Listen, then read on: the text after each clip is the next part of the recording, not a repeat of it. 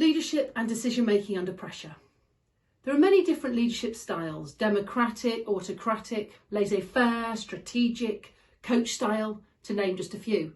And many people assume that because of the nature of our work, the leadership style in the military has to be of an autocratic nature. But this is just not the case. During officer training, junior officers are taken from being transactional leaders, people who are paid to do the job, into transformational leaders, leaders who challenge and inspire their followers with a sense of purpose and excitement. They also create a vision of what they aspire to be, and they communicate this idea to others. Of course, the style has to be adapted given the different situations that you find yourself in. My leadership was first put to the test when I was on a mission over Iraq in the build-up to Gulf War II. I was leading my first ever combat mission when we were engaged by a surface-to-air missile. We managed to put our flares out as a decoy, and we evaded the threat by about 1.5 miles when the surface-to-air missile took the flares and exploded a little bit away from the jet. As I said, I was leading my first ever combat mission, and despite being the most junior on my team, every decision was going to be made by me.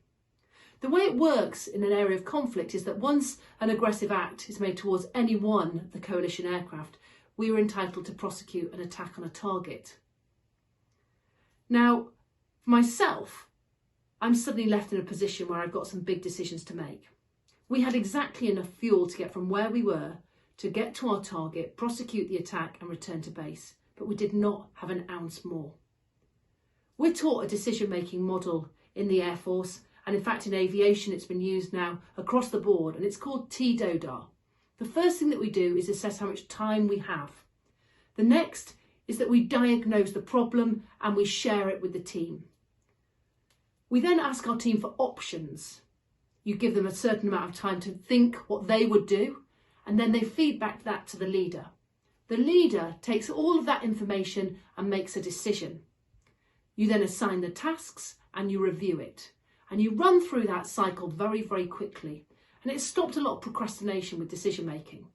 I ran through the DODAR model and I decided to take my troops and my formation down into Saudi Arabia so that we could open up our options and do some air-to-air refuelling. Now, when we landed from that combat mission, a lot of decisions had to be made. And as I ran the debrief, I was expecting perhaps to be criticised for my decisions. But what I found was that I felt so empowered. I had witnessed the most outstanding leadership that evening. And it was not my own I'm talking about, but that of my boss. He had sat as my number 2 in the formation. When the complexity of the mission went through the roof, he didn't leap in, he didn't take control. He allowed me to continue. And in doing so, I felt truly empowered. So we can look at all of the decisions and all of the leadership models that are out there. But if we haven't got an empowered team, one where our members feel like they can make decisions, be held accountable for their own decisions, then we're not ever going to grow as an organisation.